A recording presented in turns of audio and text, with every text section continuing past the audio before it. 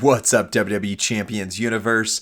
This is Lee from Champions Chat, and a couple weeks ago on the official WWE Champions Twitch channel, Bob29, who's one of the other official content creators and one of the four that originally kind of workshopped and created the power rating system that Rusty, originally had the idea for, and then, I pitched in, and then Bob also helped out with that. Plus, another player in the community who's since retired, but we miss you, buddy. Anyway, so we made this system up. It's been wildly popular. Everybody loves it. Everybody uses it. It is the definitive guide to how good a character is.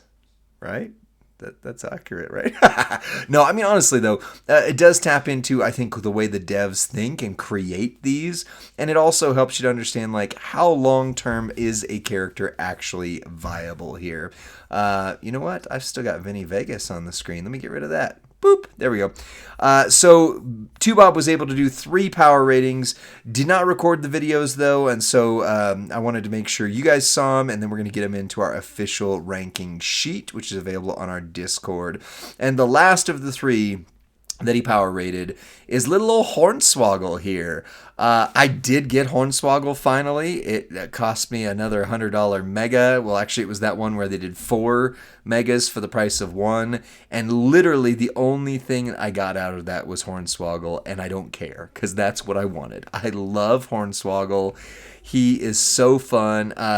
Just talking with one of the guys at Scopely, kind of behind the scenes, it was a super big challenge to get Swoggle in the game because his size, they had to tweak how they do the animations because no other character is so small. But now that he's in there, I love him. He's so fun. He is so fun to play with. Triple Blue is my favorite with him. You've got create these trap gems. You do damage per trap gem, which I generally don't like at all. And then you get your Swoggle stretch, and you do 17 random sub gems, which you can turn into 7 to 9 turns pretty easily. And then every time the opponent hits one of the trap gems, it leeches away their health. And it works really well. The Leprechaun Bomb isn't going to last well between generations. The other 2 do fine, but he does also have a build around his loot gems, the green and purple combination, where he does turn a lot of them into multi-gems. So I don't know how Swoggle will scale between generations overall, but he is very powerful now and very fun. Just the moves are super, super fun across the board. So I wasn't involved in the power rating, but let's see where he got rated by Bob. Bob and the community. So for the first metric we use is damage. For a top score of 5, you would need to do 60 million or more within 1 turn or 1 cycle. And Bob put 100 million easy with the loot gems, 70 million plus with blues. So the trade-off, of course, is the loot gems hit a lot harder, but you have to spend time finessing them. You've got to place them on the board. You've got to pay attention that you're going to turn your loot gems into green gems, so you don't want to place them so that they're going to match and then cascade and then you lose a turn, blah, blah, blah. So it's a lot more finesse, but it hits a lot harder. 70 million with triple blue. Either way, it's a 5 out of 5. For speed, at least 2 of the following need to be true. It needs to have basically 6 MP or less moves, or 1 move that loads the other moves, and they all basically start loaded turn 1.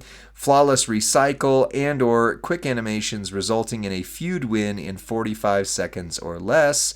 And Bob noted MP charges perfectly, speeds there, recycles. He is a 5 out of 5 easily. For readiness, that means how much does a character need out of the box to be good?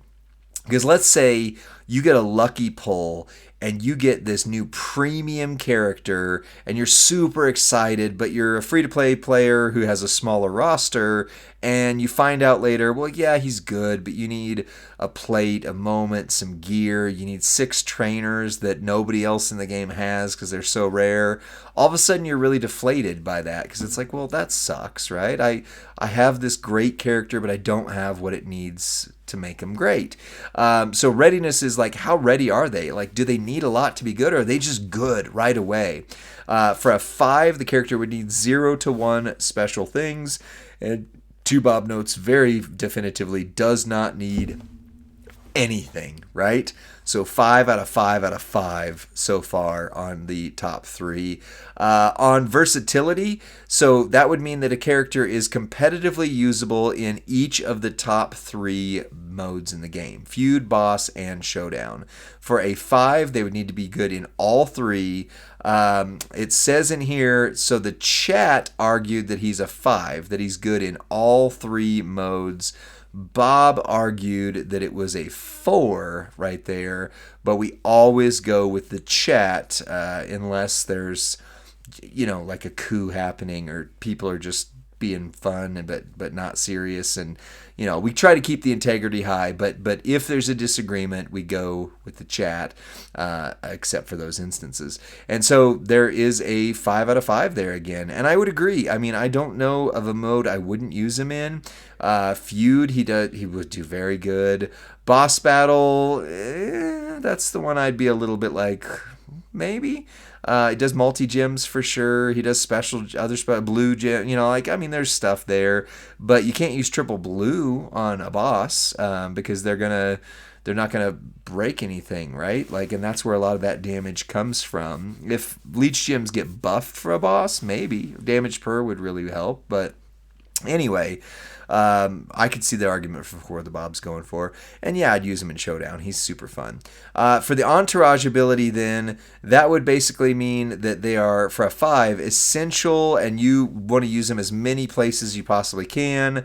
Widely used for 4, and niche trainer for 3. It says easy 3. Easy 3. So let's take a look at his trainer ability. Actually, I think it's a coaching ability, right?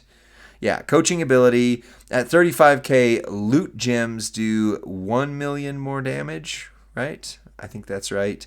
And yeah, it's a 3. When he originally came out, they had him as percentage, and it was like an insane percentage. Don't get me wrong, it was insane. But I really wish they would have stuck with that, or at least gone to that for the 35k ability, like they do 25, 250k, whatever it is, on the 26k ability, and then go to like 40 to, well, I guess the percentage would have to be super high because loot gems don't do almost any damage at all on their own. They're 1 damage, right, or 5 damage. So, or maybe, I don't know. I was really excited for his trainer ability when I first saw it. It was going to make Godfather like one of the best characters in the game, and I think that's probably why they nerfed it. But there's just not that many characters that use loot gems anyway, so right off it's niche. I mean, that's the definition of niche. Almost nobody uses it, or a handful of characters do, but there's like 650 characters in the game, so if you can only think of 5 off the top of your head that would use that, that is the definition of niche.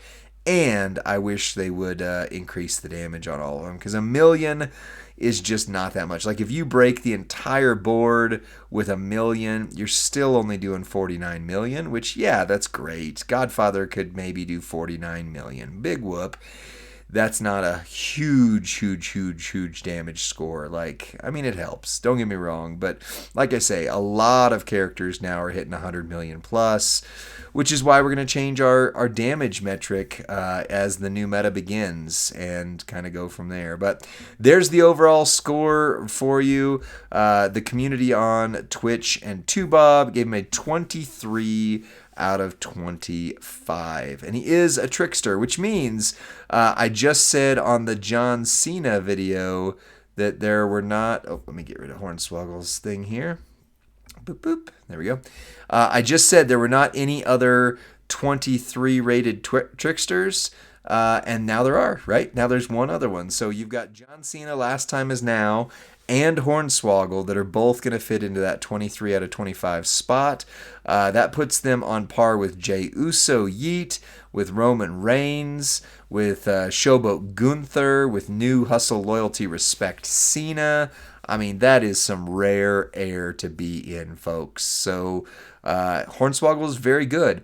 Big shout out to Tubob at Tubob29 on YouTube and Twitch. Make sure you give him a subscribe. Thanks for covering the stream for us the other week and for doing some official power ratings that we can now put into this chart. And if you'd like to find this chart, just hit us up on Discord. It's right there. That's it for this video. We will see you on the next one, friends. Bye.